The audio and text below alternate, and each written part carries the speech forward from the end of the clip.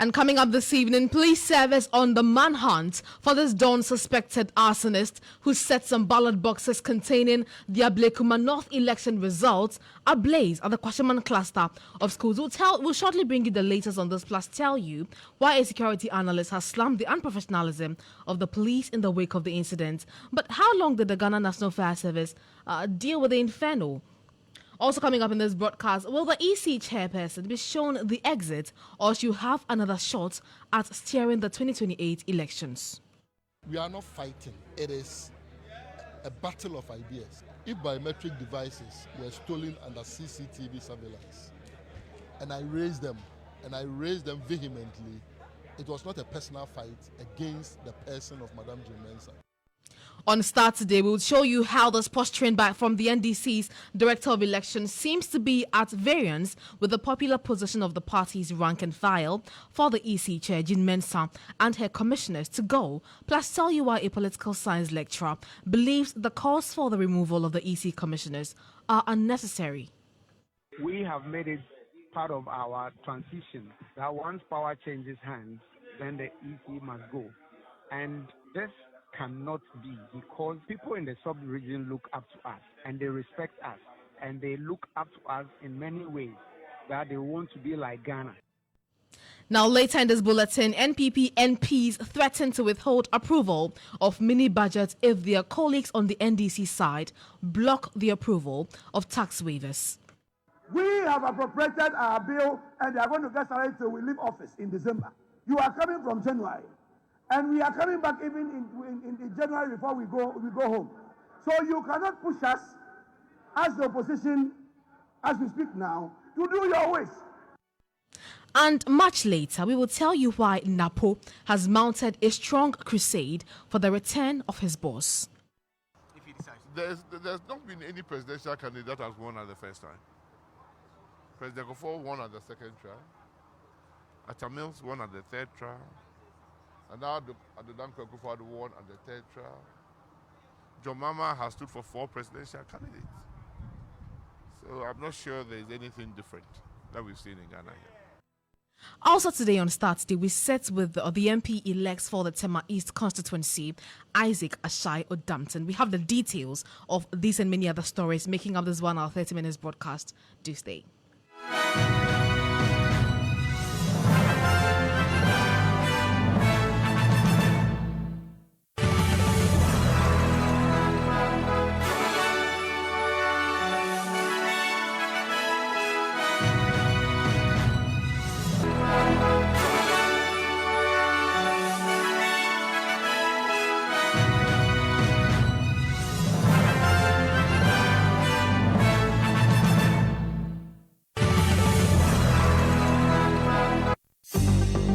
Starr News is coming to you live on Ultimate 106.9 FM in Kumasi, Empire 102.7 FM in Takoradi, Cool 103.5 FM in Ho, Rage and Might FM in Tamale, Somali FM in Wa, My Star Radio in the USA. Also live on Facebook on Starr 103.5 FM and on starfm.com.gh around the world. This is Starr 103.5 FM. Thank you very much for joining us here on Starr Today. Remember, this bulletin is streaming live on our social media platforms, especially Facebook on Starr 103.5 FM. Once again, we apologize for the late start. I am too hard done so.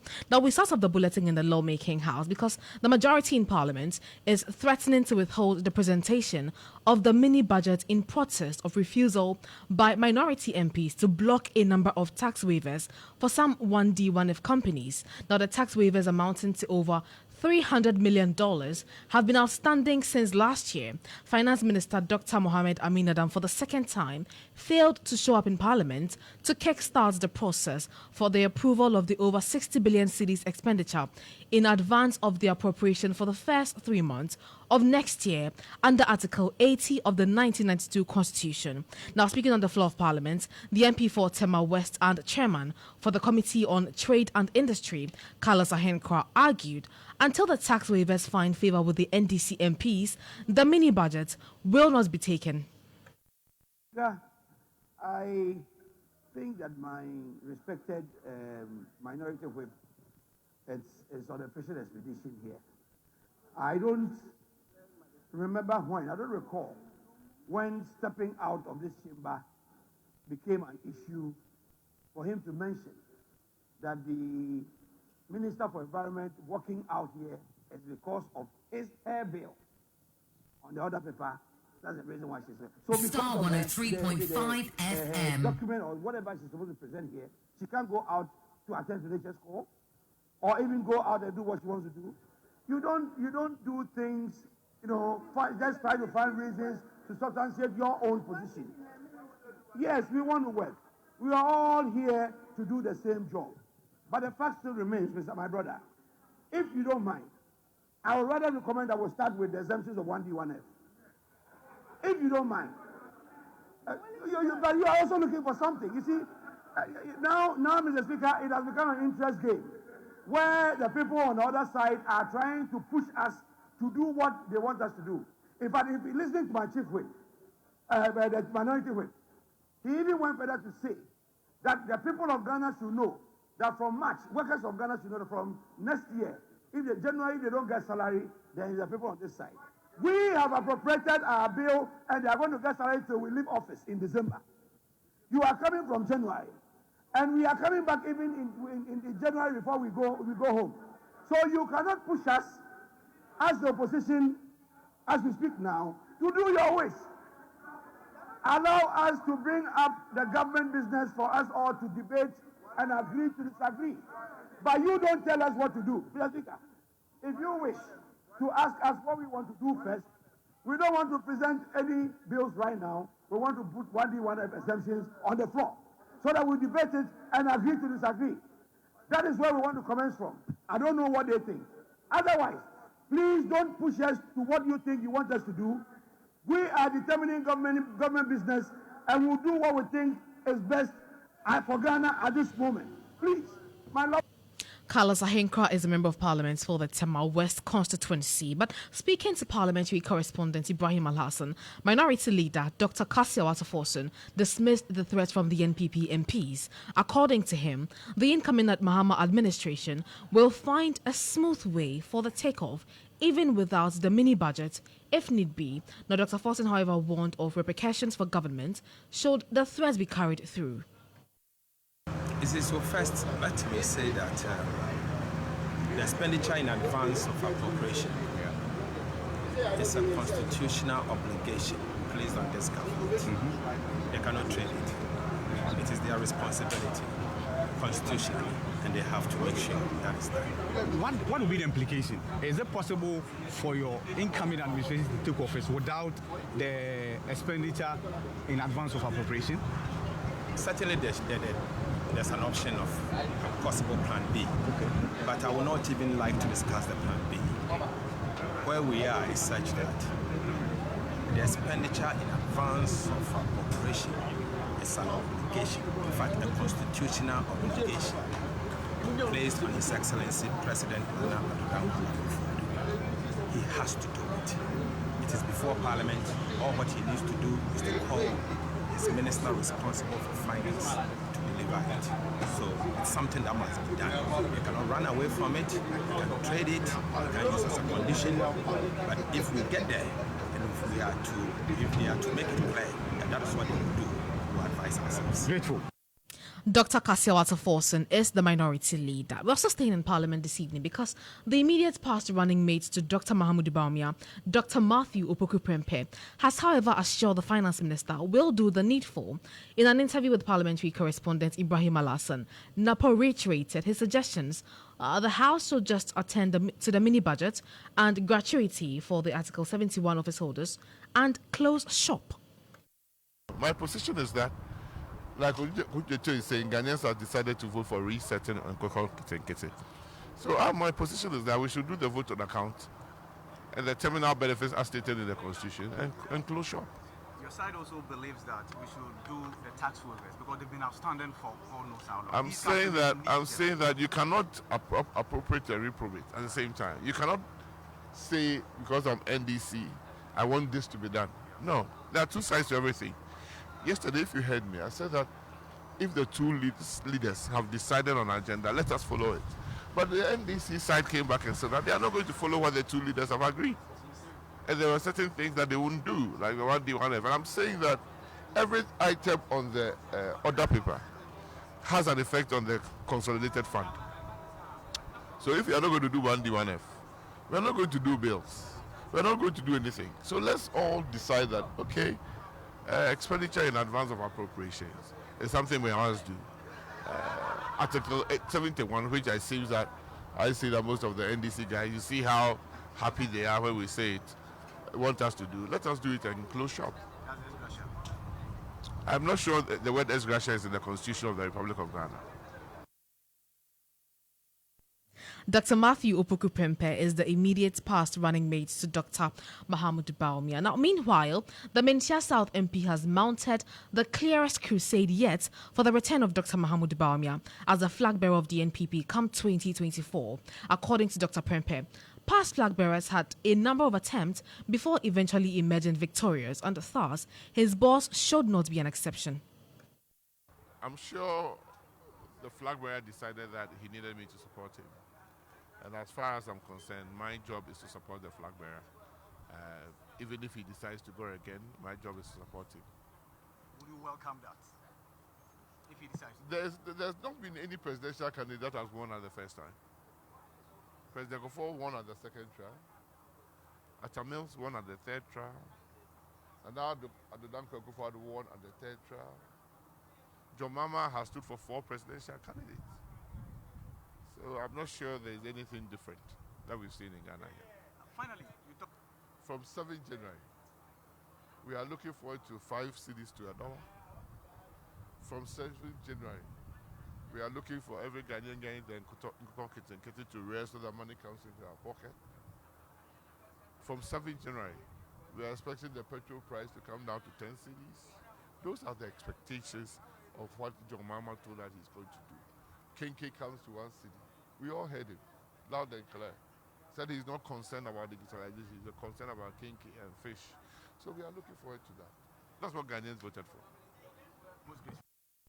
for. That was Dr. Matthew Opoku-Prempeh, the Member of Parliament for the Menchia South constituency. This is still Starr Today.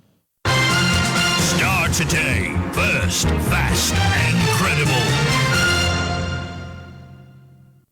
Now let's talk about some election-related issues this evening, because the incoming National Democratic Congress government seems to be divided over the fate of the chairperson of the Electoral Commission as well as her other commissioners.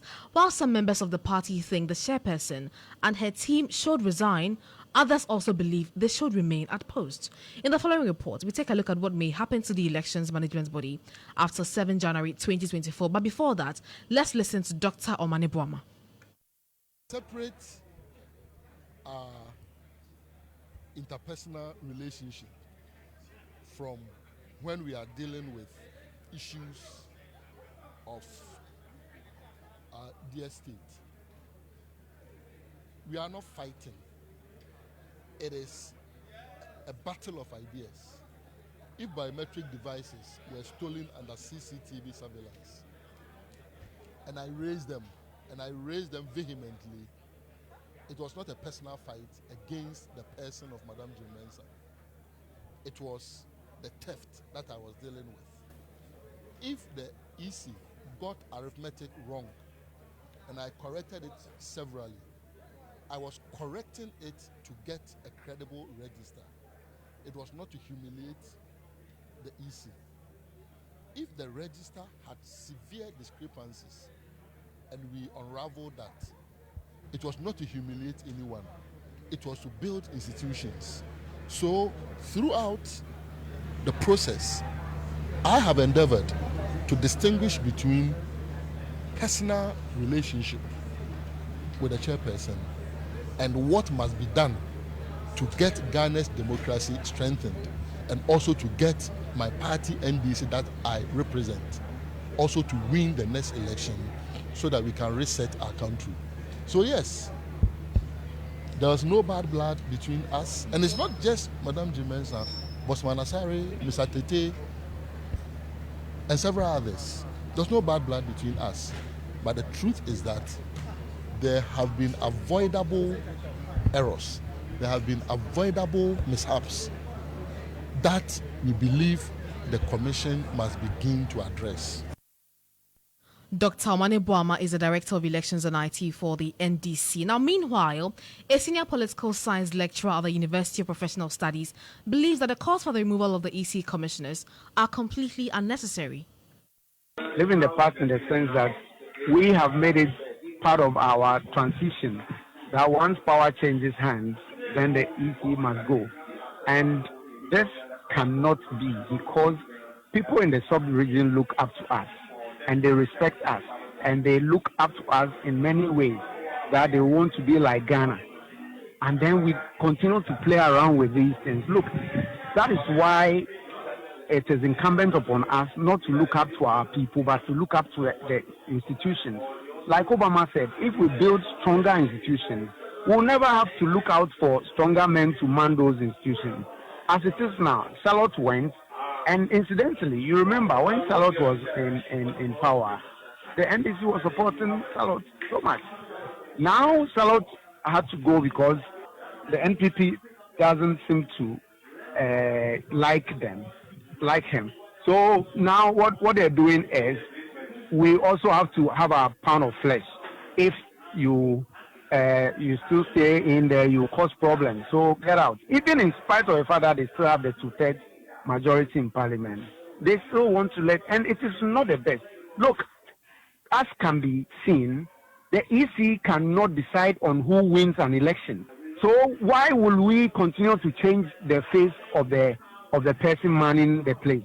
We shouldn't do that. And that is gradually is eroding out the little respect we have. We should stop it. That was Professor Ni Amate, a political science lecturer with the University of Professional Studies. We are fortunate enough to have him on the VAR phone now. Prof, thank you very much for joining us. It's always a pleasure to have you. First off, do you think it is necessary to appoint new EC commissioners when there is change in power? Good evening to you. I disagree completely. And this kind of style is gradually eating at our image internationally. And we need to be very, very careful. At the change of power, each person would like to bring their EC. And it is not the best. Many countries are looking up to us. Nigeria sees Ghana as a role model in spite of the huge stature of Nigeria. And if you go to the east countries of Africa, they tend to respect us a lot. But inwardly, we are misbehaving. Why should we sack the EC each time there is change of power? And the reason being alluded this time is so unwarranted. I mean, if you can say 4 people died 2020 and 2 people have died in 2024, how is that linked to the EC? What I see is just giving the dog the bad name and hanging it, because I don't see how these issues are related to the EC. If there is anything criminal or anything untoward that the EC or the institution had done, and for which you think every member of the EC should be cleared, put it down on the table. Let's assess them. But you don't come and begin to ask for a reset. And if a party had promised resetting Ghana when it is voted into power, you are saying it should start with the EC. I don't see how that relates at all, honestly. Okay, Prof, you have monitored the political scene for a long time. Let me just find out from you. How would you assess Jean Mensah's work as the Electoral Commission chairperson? Well, Jean Mensah's work as a person in that office, of course, the 2020 was her first practical work at the EC, although she had done related jobs when she was at the other office, I think the NCC or so. No. She was then organizing these pep talks for political parties and stuff. Mm-hmm. So when she came, the first practical job she had was in 2020. And like all normal human beings, you definitely have problems. I am not holding brief for her. I'd never met her. But what I'm saying in effect is that she had problems, she misquoted figures, but we had crossed that line. This time around, Jane Mensah had performed wonderfully. Look, why would you think a Christian body like the Catholic, that the Catholic people, why would you think they will wish her a very high mark for her performance in this year's elections? And the minute the party started rushing her, stampeding her into pronouncing the results, I realized there was something fishy. Because remember, in 2020, she set herself up to that kind of distraction by saying she was going to call out the figures earlier than the constitutionally mandated 72 hours. Right. And she had problems. This time around, in spite of the fact that the NPP's presidential candidate had called to throw in the towel, she still thinks she had to get it right. And so I felt the unnecessary stampeding and the fact that she was being pilloried into giving out the figures was so unnecessary. That's why I think she might have had a few problems. She had learned from it. She wouldn't want to walk into that kind of problem again. And that is why she relaxed and then decided to call out the figures when she was ready. I don't see how she can be blamed for any of those things that the parties are throwing at her this time around. She's performed well. Now, Prof, but how did we get here? Help us understand where a political party decides that if we come to power, we're going to come with our own EC. Is it a case that the NPP in 2017 set a bad precedent? Well, so Afarijan was brought in from 1993 and performed well. Each time he was also given names. But Afarijan declared results for and against both NDC and NPP. Yeah. Now, of course, he got to the age where he had to go. So we brought in Charlotte Osei. Charlotte Osei was brought in, and then the problem started. But she herself didn't hold herself properly because she also moved the logistics purchases into her own office as the EC. And that's why she ran into problems and whatever. Be that as it may, can we single out the issues and then solve it rather than trying to call the dog a bad name and then hang it? I think whatever issues they might have committed, we can single out those issues and resolve them. If there are issues bordering on criminality, of course, the law courts can take charge. But you don't do what we're doing. If Charlotte Osei was sent away because of certain problems, it does not make sense that for every change in power, everybody should bring in their referee. That is not what the Constitution said. And so I think we should be careful. We are dropping bad names on ourselves, and surprisingly, I'm still surprised that our West African sub-region still has some respect for us. We are misbehaving and throwing dirt on ourselves. Okay, Prof, still talking about that. I mean, it looks as though whenever a party is in power, they seem to be comfortable with a certain electoral commissioner. But the party on the opposition, however, seems to find issues with that commissioner. Doesn't it become a dent on the credibility of the EC? Well, so you don't fault the parties. After all, if the NDC brings in Charlotte Osei, you need to see the NDC always defending Charlotte Osei. I remember when Charlotte Osei was taken to Parliament and had to be questioned, the NDC was supporting Charlotte Osei and NPP was hugely against her. This is the same case we have now, where NPP is comfortable with Jane Mensah, but the NDC said no. I just want them to roll out the problems with the EC so we can single them out and attend to them individually. We cannot throw the baby and the dirty water, if there is any dirty water at all. I think Charlotte to say, Jen Mensah had learned from her mistakes in the 2020, and anybody should bring out what they think could be the matter with her in this 2024 election. She's already started receiving applause. So why are we doing this? Yeah, why are we doing this? All right, Prof, thank you very much. It is always a pleasure. And by now, hold on a second, by now we all should know that the EC can play no role in your winning or in your defeat. Right. So we should stop being silly. Yeah. Right.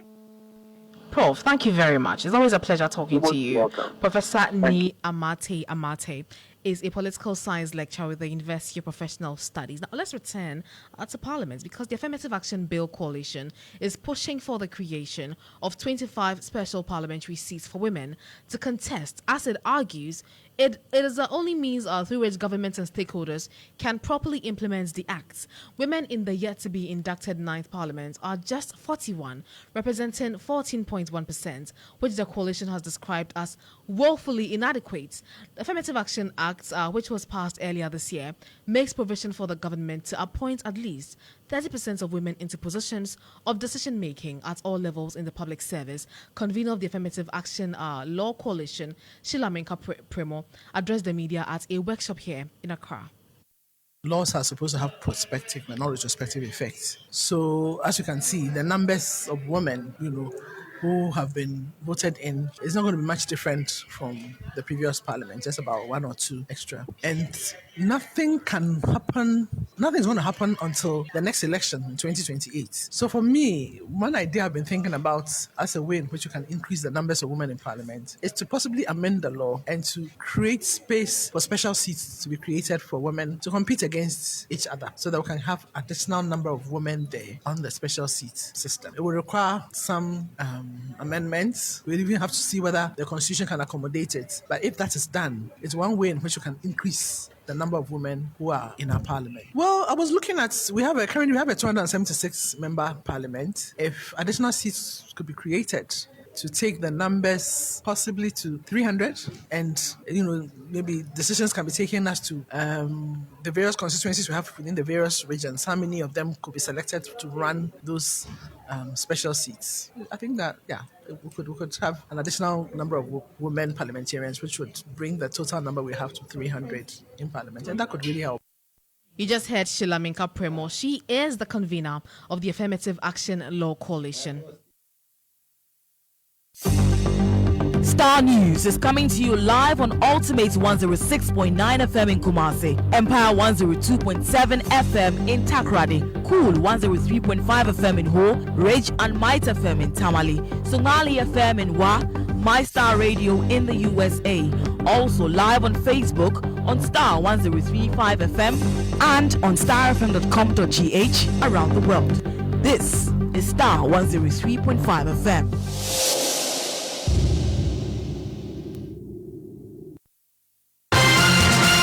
Today, first, fast, and credible.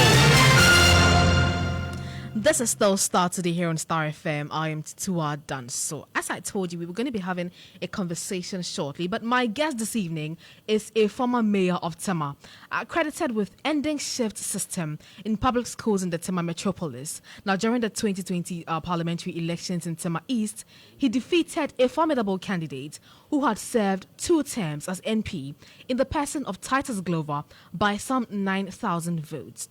This year, however, he has extended that lead by more than 14,000 votes and appears to be on course to making Tema East, that seat, a safe seat, haven for the NPP. My guest is already in the studios, and he's in the person of Isaac Ashai Odampton, who is credited with turning the whole Tema green.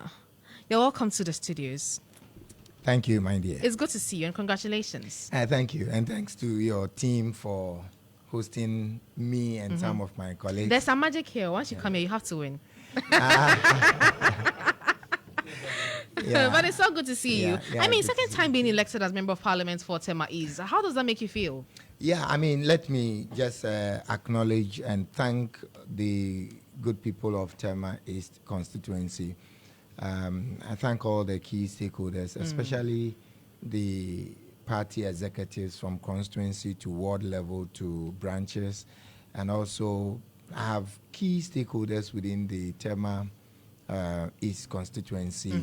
And so the traditional authorities, both the Tema and the tribal chiefs, they constitute a formidable team when it comes to leadership and participatory governance. Right. The industries, especially the port and port-related play activities, and the sector players also do play a huge role, and I thank all of them. Again, the civil service and public service organizations, like the GES, Health Directorate, and the others also wielded some influence, and I'm thankful to all of them for the support. But permit me to also acknowledge the fact that in Tema, the campaign is organic in the sense that there are many people who would campaign and work so hard for you, yet you don't even get to see them. But for the love of the community and for what they expect the community to do for them, they choose to get involved. And I thank all those who work for Ashai and they did not get in contact with me. I thank all of them. Okay. Now, we understand that you are credited with making the whole of Tema go green. How did you do that? Yes, probably in my messaging, but I think the person we should be crediting that to is His Excellency John Dramani Mahama. Okay. Because I touted his good achievements within the Tema enclave, and I dare any contrary view to point to any significant development in the Tema and Tema region. You see, I was shocked when we lost power, but more shocked when in 2024 I could see people still go on campaign for the MPP, even in they probably had reasons to do that. Of course, apart from those who were benefiting directly from the MPP government. And those who probably believed in their messaging. No, I mean, if you believe in the message that the message has no grounding, has no legs, has no foundation. Because you see, in Tema today, mention any significant development in Tema, and it's either John Dramani Mahama or Kwame Nkrumah. Okay. And so I was shocked to hear people, but of course, when you take the port enclave, for example, those who leverage on the bad governance of the MPP and could clear their goods without paying, they would still be clapping for the government and be promoting the interests of the government. Those who sat on the subsidized premixed fuel that was meant for the fishermen and the fisher folks, and they profited from, because they bought the premix and then doubled the price and sold it to the beneficiary, the fishermen, which was terrible. But those people who campaigned for the MPP because of the personal gains they stood to benefit from. I see. And so for those people, I could pardon them because they had reason to campaign for the MPP.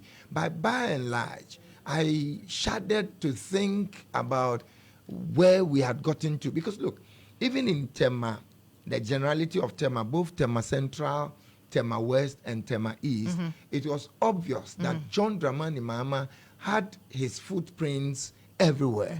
His signature for infrastructure was evident everywhere. And so I was very, very confident. Any station I went to, I told them for the first time we're going to win all the seats in Tema. And indeed, John Dramani Mahama won by over 22,000 in Tema West, won by or close to 2,000 in Tema Central, and won by over 15,000 in Tema East. So the credit is John Dramani Mahama and his sterling performance. Okay. Talking about Tema, you supported Ebi Bright to win in that constituency. But the EC has come out to say that that declaration was illegal. Are you surprised? I'm surprised, but I believe that the EC has no basis in espousing that position. I say so because I was at the collation center, and there were close to 15 disputed pink sheets, and the processes went through to clear most of them. And in most cases, the EC officials were very negligent. They did not do their job because it took the collation center to now do most of the arithmetics. Because some the totals were not there, some the officers were. And so our team was just considerate to allow all those things to go through. And elections is about the CI, and it's also about the law. And so for obvious infractions against the electoral laws, there was not any reasons or grounds for which those ones should be. And like our lawyer Dafia Makpo said on that day, that some of the EC officials must be prosecuted for the lapses and for the criminal conduct they engaged in. Because one of them who was invited to the collation center on the day confessed that he filled the pink sheets after the incident of counting and declaration at the polling station. So there's evidence of infraction. No, yeah, he himself admitted. And so for those pink sheets that were obvious, that either tampered with or filled after the exercise or filled without, not at the presence of the party agents, clearly would not pass for legitimate documentation. Absolutely. And so out of about 15 pink sheets, it was only 2 that were serious and grave. And it was agreed. I shuddered to see the EC boss at the time trying to slow down or drag feet, in making the declaration. But when they talk about illegal declaration, on the day, Tema East EC officials joined Tema Central. Tema West EC official joined at the event. So the one who declared me, we popularly know him to be Papa J, was there with his assistants, those who supervise the Tema East Collation Center. The same with Tema West. And so it was a collaborative effort to ensure that the process was expedited. And at the end, the Tema Central returning officer, who was part for whatever reason, and I only suspect that he had been compromised because he was there throughout. Just when he was to declare he vanished. We understand the declaration for Ebi was done under duress. That's what the returning officer says. No, it was the EC director. EC director. But the returning officer actually vanished. But he cannot hold us ransom. So it was the director himself who instructed the returning officer for Tema West to go ahead and declare. So why would you direct that the results are declared based on the collation? Based on the collation. Right. And after the results are declared, for whatever reason, you turn around and say you did that under duress. What can be duress? One, you were at the regional police command with all the security apparatus at your behest. And so for me, this issue of EC officials doing what they like and going scot-free must be reviewed. Okay, let me just read out a publication to you, and it says that Ofosuhene Asante Manasseh, the Tema Metropolitan Electoral Officer of the Electoral Commission in the just ended 2024 presidential and parliamentary elections, has detailed a series of events that led to the declaration of Ebi Bright, the NDC's candidate, as a member of Parliament elect for the Tema Central constituency. Now, according to him, the results he used to declare Ebi Bright as the MP elect were inaccurate. I'm not sure he can justify the inaccuracy description he's preferred there. What happened was under his leadership, he was in charge of the collation, and the several pink sheets that needed to be rectified. The evidence is there.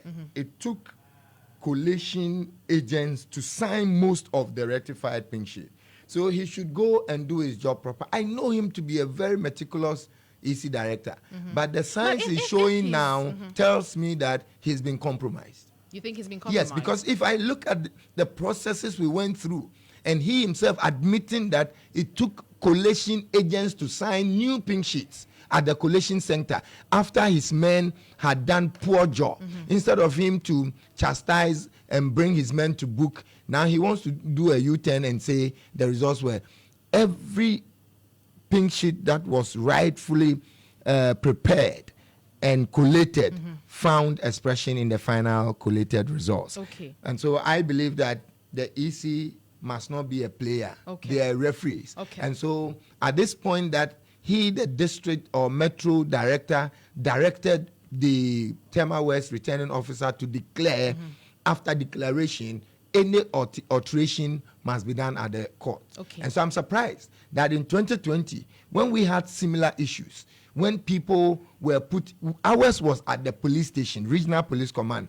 But in 2020, we had situations where people were forced into small rooms and declarations made. When we reported or complained to the EC, the EC's response was that once declaration had been made, the law court was the option. So why this time they want to set themselves up as the high court to adjudicate the matter? They should advise whoever is offended to go to court. But I believe the evidence that we saw.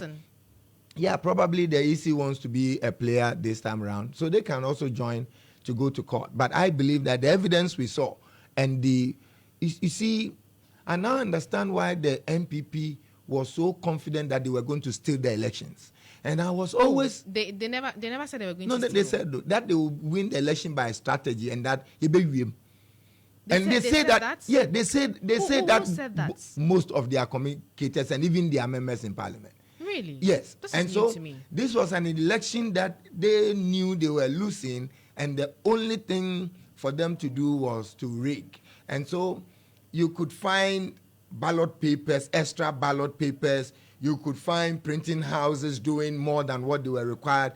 And so the vigilance of the people who hold power, the electorates, is what carried the day. Okay. Now let's talk about the D-Day itself. You were clearly upset because you say the EC turned away some people because they didn't have their ID cards. How was that resolved? Yeah, I just decided to promote peace on the day because the actions of the EC at the naval base polling station, what I witnessed, people had come. The naval base. Yeah, the naval base. Okay. There were about 4 polling stations at the naval base junior officers mess, and I was there, and I saw the EC officer turn away someone who didn't have the card, and so I directed the person to go to the verification officer to check through. The verification officer did just a poor job because apparently I had gathered intelligence that when my opponent got to the station, that particular polling station, the EC officer there was all around my opponent. You're talking about Yohani. Yeah, Yohani. And so this person had already compromised herself. And so I knew she was going to do a bad job. And so that heightened my suspicion. And in auditing, say if anything arouses your suspicion, probe to the bottom. So I decided to stand and observe. Then the first person comes, say, okay, they check the register, say the name is not there, you should go home. The second person came. So I now called the 2 people and went to the verification officer. I asked the person the name. I went to the register. They said it was there. Two of them, and meanwhile, there are 10 away who left and went home. And you know, the rating of our institutions have gone low.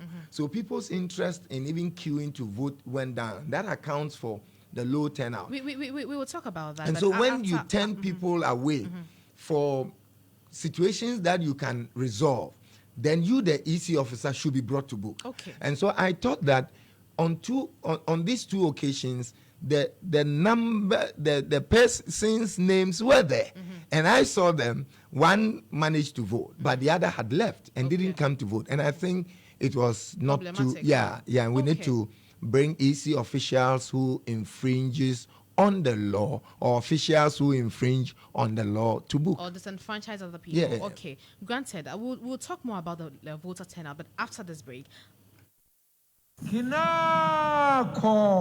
ready for the ultimate celebration of African culture, the African Festival. 3 spectacular nights await you at the Accra International Conference Center. 2 electrifying plays by Lateef Abubakar on the 28th. Don Quixote, Africa, and 29th of December. Ghana Must Go. And 30th December, the Afro Night concert featuring the legendary Yvonne Chaka Chaka. Experience more magic as you step into the den of history. Embrace adventure with Common Rise in the desert. Marvel the iconic pyramid of Giza. Nelson Mandela Capture Site. Explore the food festival, a world of fun for the kids and more. Dial star 714 star 70 hash or visit theafricanfestival.com to join Africa's biggest culture night at 250 cities per day or 600 cities for 3 days. Hotline 0571 900 900. The African Festival is supported by EIB Network, powered by Globe Productions. The African Festival. Africa awaits you. Starr today. First, fast, and credible. You're welcome back from the break. This is still Starr today here on Starr FM. I am Tutua Dancer, and I'm seated in the studios with Isaac Ashai Odampton, the MP-elect for the Tema East constituency. We've been talking about some infractions that he says happened during the election, the just ended election, but I want us to talk about the voter turnouts now. In 2020, Honorable, you polled 41,663, which equates to 55.8%. But in 2024, you did 37,000, 61.73%, meaning that you lost a vote of 4,000 plus. What happened? Yeah, on the face of it, that's what you would say. But you would realize that the gap in the two elections would speak positive. In 2020, 75,000 people voted. Mm-hmm. And yet I managed to stretch with over 9,000. Mm-hmm. But in 2024, only 61,000 people voted. Okay. So if you had more people voting and you leading by 9,000, then when less people vote, your lead must also drop. Mm-hmm. But in this case, the lead went higher to 14,000. Granted, what I want to understand is what really happened. Why didn't people come out to vote? Because there were more registered voters now. So what happened? Yeah, the turnout can be explained in many ways. Okay. The economic hardship was real. Mm-hmm. So people who had traveled and would have to come home to vote may not find it necessary because of the extra financial burden. Mm. Again, you had a situation where people were fatigued by the electoral process because of the governance and the arrogance of power. Mm. People felt that we gave you our mandate to lead us, and now you lord it over us, so we won't even bother about you at all. Okay. And so when you look at that from that perspective, then I would say that it is the general apathy in voting that created the shortfall or the low turnout. Okay. But I'm excited because in 2020, my win margin was 9%. Mm-hmm. 9%. But in 2024, it's almost 24%. 24%. Despite the low numbers. Whereas my opponent got 32,000 in 2020, this person got 23,000, a drop of over 9,000. Mm-hmm. In my case, from 41,000 to 37,000, 4,000. Mm-hmm. And so the general drop in turnout accounts for the drop. But does it worry you that in future elections there may be a lot more low voter turnouts recorded? No, it worried me. It worried me because I thought that we had done a lot of voter education. We had made a lot of provisions to get people out to vote under our Go TV project. Mm-hmm. And so I was worried when the absolute voter numbers came down. My respite was in the fact that the gap between the total turnout from 75,000 to 61,000, 14,000 drop. Mm-hmm. So we need to look for these people. My worry is in the now, because in the future, I have an antidote to it. What is that antidote? I mean, the NDC party's structure and leadership architecture portends so strongly for us to win power at all times. And so into the future, I see a formidable NDC structure that would get the votes out. And so the work would start much earlier, and we will not countenance tardiness and laziness in party leadership. We want to make sure that the agenda of the NDC to bring real development, real goal, employment for the people, security in terms, and beautification of Tema would see the light of day, because we're going to make sure the structures support the systems we'll put in place and make the NDC a much stronger party in the elections ahead. I mean, as a person being credited with making sure that Tema turned green, even though you want to give credit to John Dramani Mahama, I believe that people's expectations are pretty high. And when we sat here while you were campaigning, this is what you said. You said, I read, in our next agenda, we want to have water reservoirs across all the electoral areas. What is your plan for that? Very intact. Luckily for me, let me give credit to the First Bank, which used to be International Commercial Bank.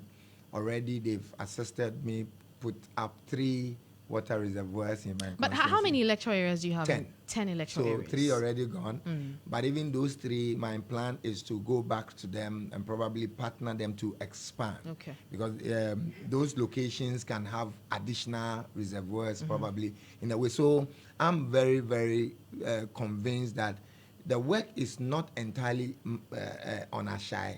Ashai is a catalyst. Ashai is a conduit. And Ashai is the people's man who is going to represent both the electorates and the entities. I mean, industry players, companies, and all who matter in Tema. I am a strong advocate for the advantage the Tema enclave brings to us as a people and as a country. And so the port activity and the industrial activity must be helmed by the planned city that we know Tema to be. Okay. And so I'm very, very positive. This water reservoir is a must, and it will happen in If this it time. doesn't happen, we will make sure you are booted out of that constituency. We will make sure of that. So that is checked. So it means that I'm going to continue, because that is really checked. Absolutely. Yeah, Now, talk really to me checked. about education as well. Yeah, you know, I had to argue out why I believe that the NDC government in Tema ended the shift system. Because you don't end shift system by rhetorics. You end with practical things on the ground. How do you end shift system? Shift system means you don't have infrastructure, and so for the same... When you say shift, are you talking about the double track in the free senior high school policy? Yeah, and even in basic schools Basic school, where... the 2 a.m. 2 morning PM, shift and then afternoon okay, shift. okay. And so when our opponents were touting that, we asked a simple question: how many classroom blocks have you built? How many have you built? I built quite a lot. Yeah, I mean, I did 12-story structures in 3 years. I completed 6. 2 of those were huge 3-story facilities. Okay. And the evidence was there. And these were the infrastructure that helped to stop shift system as far back as 2015, 2016. And so, and over the 8 years, in Tema East, only 6 classroom blocks was added.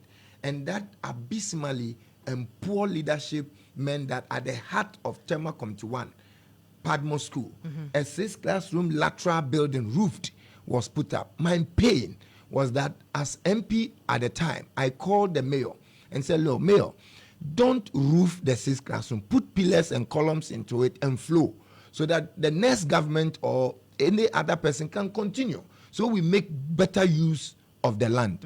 They didn't listen. They were only doing it for the politics. And you see, that will hurt them because people see next to that area, the Padmore area, we have Mantedi, and we have done Mantedi into a 2-story with a library, a computer lab, washroom, bathroom, all that. So the community saw the difference.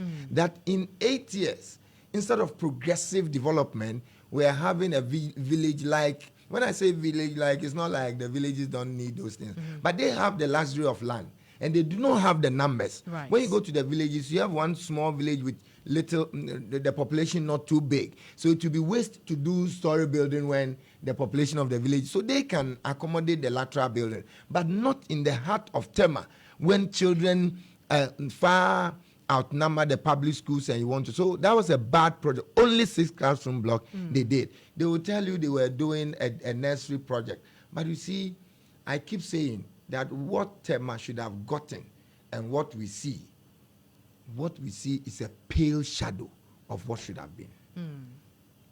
Now, talk to me about Ashai Back to School projects as well. Oh, that's a project that has taken shape and is going to be sustained. Back to school. Last year, you did how many people again? 520. 520. Yeah, last year we did 354. And this year we did 520. And you can see the excitement on the faces of parents who come to pick school supplies. Is it a project solely funded by yourself? Not myself, but my well-wishers. Okay. Yeah. Personally, I put my personal resources into it. I also draw a bit about a quarter of my educational fund into it. And then the bulk of the funding comes from my well-wishers. And I, if I'm permitted to mention some of industries in Tema, the fishing community, my cousin and brother who was key in my campaign, Niama Rista, Niama Fio Rista. I mean, so influential. The coordinator of the Back to School project is Pat Addo. Okay. And Pat Addo, I mean, she owned the project for Ashai so much so that we got over 400,000 into that project. Okay. And that's what gives me excitement, that people see what we do and they are willing to support. So help me understand again. It's supposed to support people in tertiary schools? No, the Back to School is actually the transitioning from JHS to SHS. Because SS is free. You don't worry much about the school fees. But what you worry about is the entry requirement. And so, see, parents are crying because they have to do... outlining the prospectus. Yeah, the prospectus. Okay. And so Back to School was an intervention to at least ameliorate the challenge that parents go through. And also to encourage the children that, look, Ashai got your back. Ashai is just urging you to go. And it's not supposed to make the child comfortable through the 3 years or 4 years, but it is to help the child transition from the home environment to a new environment, that's the JHS to the SHS. And so what happens is that they get some provisions that would make their first month at school worthwhile, I mean, interesting. And so, for example, this year they got tins of sardine, they got tins of this 3-in-1 thing, drinks, so that the child's first 2 months in school, if the dining hall is a stark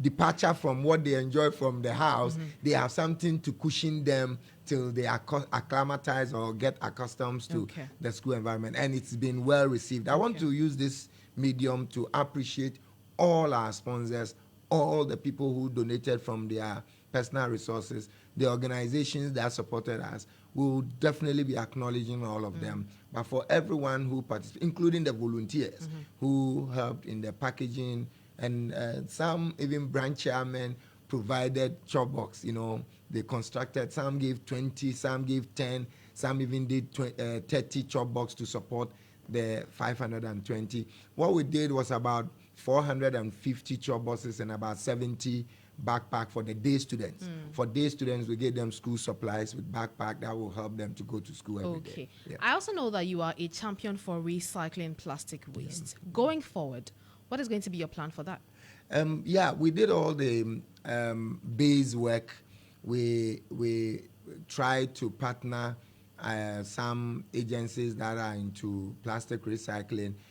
So with the base work done, I believe that as soon as we are sworn in, I'm going to have a desk officer to champion that. Let me share a few ideas about that. You see, Tema East specifically, and probably parts of Tema West, becomes the recipients of all the bad waste disposal attitudes of our Greater Accra East or Central area.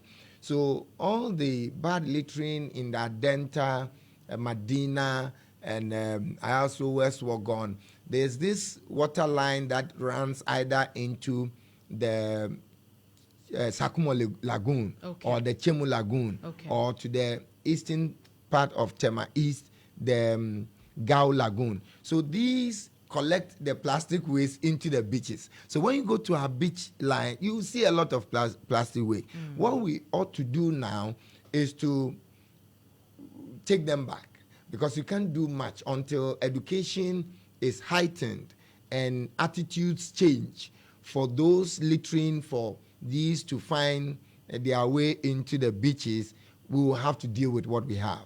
And so I'm going to have a program. We have 3 programs. One is waste segregation in all our basic schools. I'm going to be providing our basic schools with litter bins, 5 each. So they will label them. So the children will begin to learn waste segregation. Right. So by so doing, paper will go into a paper bin, plastic will go into a plastic bin, food foils will go into that, because these ones can be recycled. And then the organic waste would also probably be taken for the compost. These are simple things we'll do to change attitudes of our young people in our schools. The second area is to encourage the ghettos, where I have plastics for bar of soap. So, for example, instead of dashing somebody 100 Ghana cedis, I can buy a box of, say, Key soap or Lux or any, let's say, toilet soap.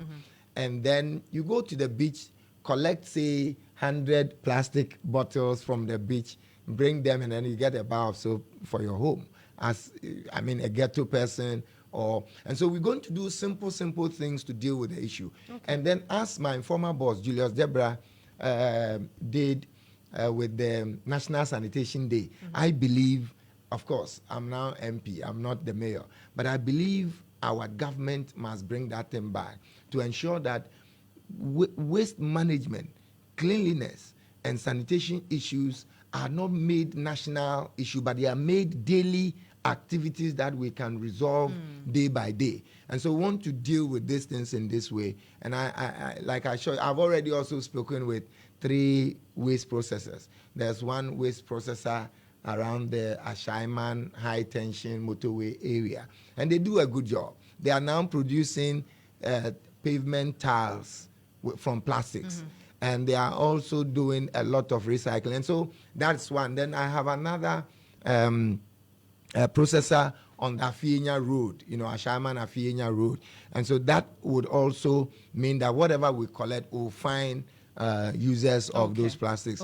And then generally the blow packs, those who treat these polythene bags, will try and... So it's going to be a mixture of ordinary work with government policy to make sure that our waste management process is improved. Absolutely. Let me just take a few messages coming in for you. This one says that, Dear Honorable Ashai, I want to take a moment to congratulate you on your recent election win.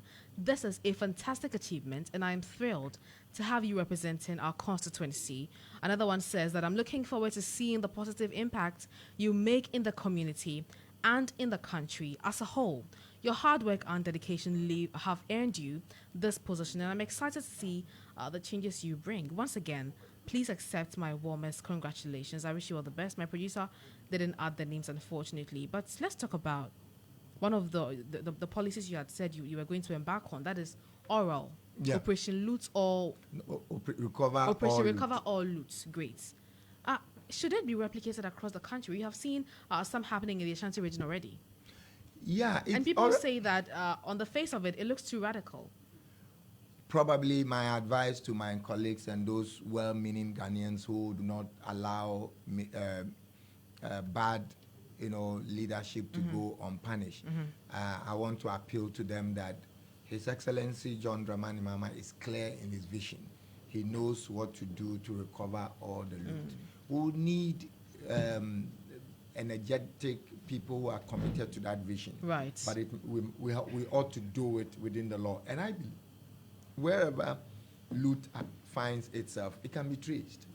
I had a friend, and permit me to mention this friend, Samuel Vasmark. There's something we call chase the fun. And so I believe that Operation Recover All Loot is meant for resetting our national agenda, because it's not just what is passed, but JM has been specific in also cautioning even those who are yet to join government, that if your appetite is to come make worth, of course, when you work, you'll be appreciated. But if your motivation is to come and loot, it says stay out. because he's not going to allow that to happen. So, do you think some people, some of your party members, are just jumping the gun? Because we know that Yamin, for instance, in the Ashanti region, has started intercepting some fertilizers that were found in some buildings in the I think Ashanti we should region. be applauding Yamin. We should be applauding Yamin because what is happening, and it happened in Tema East. On But the night of election declaration, your government has not been sworn in yet. Yeah. Shouldn't he wait? But you see, every Ghanaian must be a good citizen. That is why when you see someone engage in a bad behavior, you have a responsibility to arrest the person and hand the person over to the police. Okay. And so you shouldn't sit on concern or watch on for these things to happen. In Tema East, the night of the election declaration on Sunday, the assembly officials, I don't know whose instruction, but I'm told it was under the instruction of the mayor. You are a mayor. Instead of focusing on the mayor's job, you decided to contest. You lost election. Now you take vehicles to the assembly stores and pack things to your house. From the record, the report we got. So that night, they were prevented, and the matter was sent to the Comtuan police station. By Monday morning, because they have the keys, because they are still in power. So if you say my government has not taken over, because they are in power, they've gone to collect everything from the stores. And so if the thing is for an individual, how does it hurt that after 7th December, or even in this process, in the broad daylight, you go and show your document to the storekeeper or procurement officer and say, look, these are my items. They will allow you to. Why would you take it under the cover of darkness? You know, so these are the things that people are doing. They've lost power. Fertilizers meant for the people they sat on. Now they want to take and profit from them.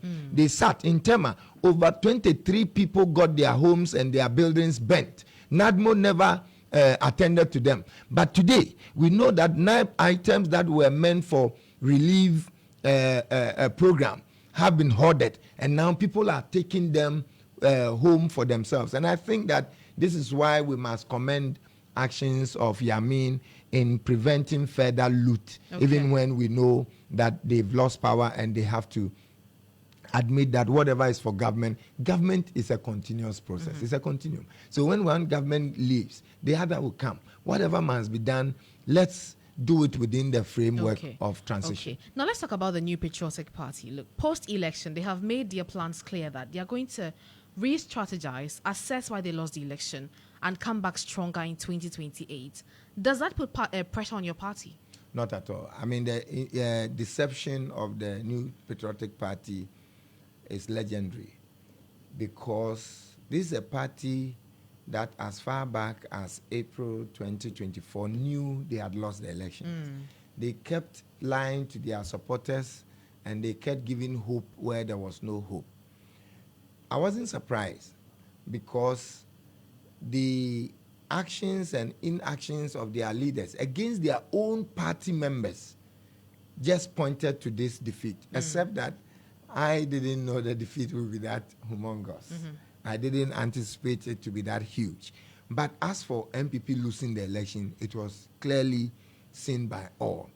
You recall in Parliament, about 80 out of 137 MPs said, look, the current minister is running the economy aground. That was led by Andy Apiakubi. Today, they just sponsored an independent candidate to hoist him.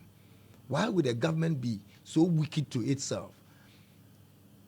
When the MPP said the government was being run aground, they should have just listened. What baffled me was the fact that at least they have over 100 MPs out of which one person could have been made a minister of finance. Why did they take them so long just to change one person? And for me, that lends credence to the Ejapa documents that was meant to implement state capture. Because if one person So that is something the president falsified. He said it wasn't true. Of course, he wouldn't speak to it, but when you look at the implementation, you would realize that this is a master plan that is unfolding. Anybody who says that's a falsified document, then the author of that document must be a very astute, prophetic, clever, that you can project and predict the happenings of a government to the extent of what we have seen in the past 8 years. So, of course, if they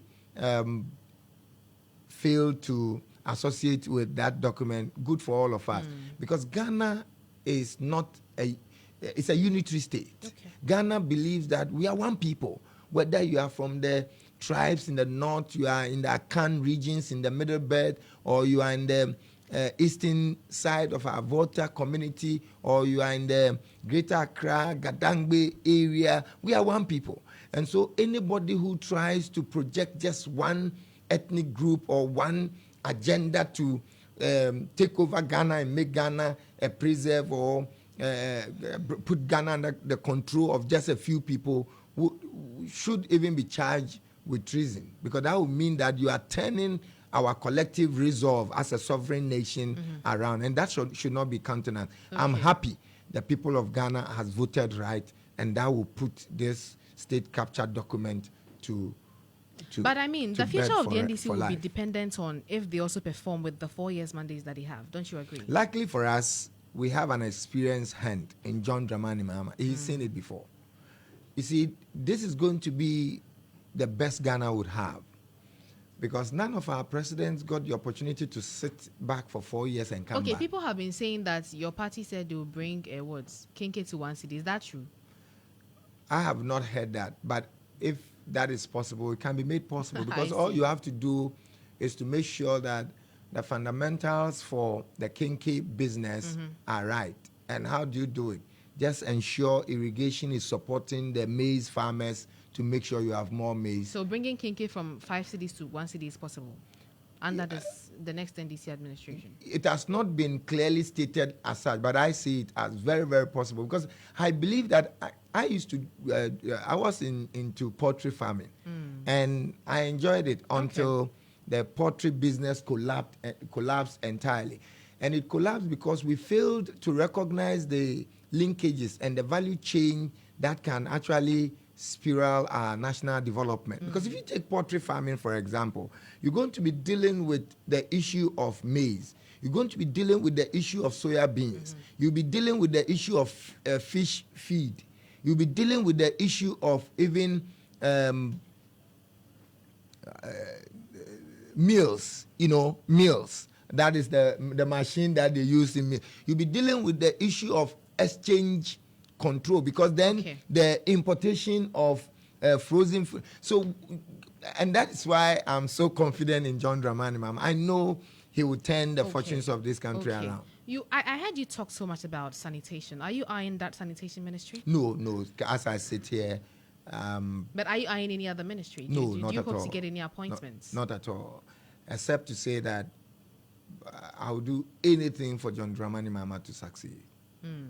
I will do anything, even as MP. I will do anything for John Dramani Mahama to succeed. Okay. Now, during our first interview, you talked about the fact that your first time in Parliament, you were what you describe as a backbencher. Yeah. Going forward, what is the expectation, and what should the people of Tema East expect from you? They should expect better delivery. They should expect more of what we have done, and they should expect something new as well. Our value proposition in the first term is so clear. If you take, for example, the Ashai ICT agenda, it's an agenda that is scalable, an agenda that is in itself organic. And so we started with school computer lab. But within school computer lab, you find e-library. Okay. Within the e-library, you find coding education. Within that, you find teacher education for ICT leverage for all teachers, not just the ICT teachers. And so all the programs we have embarked upon are scalable. And that's the comfort my people should have, that Ashai has laid a solid foundation. And so that's just for Ashai ICT. Within the Ashai ICT, there's another leg that will now benefit the community. I have a property that I'm willing to put to use by the community. So I'm going to, in this term, push for a community ICT center and a community library. Okay. I'm going to combine that because I want the library to be both hard book and soft books. Digital. That's e-library. Yeah, digital library. And so That is also going to scale what we started as school computer labs into school e-libraries, into a community library e-library. And so the Ashai ICT agenda... So in wrapping up... Yeah.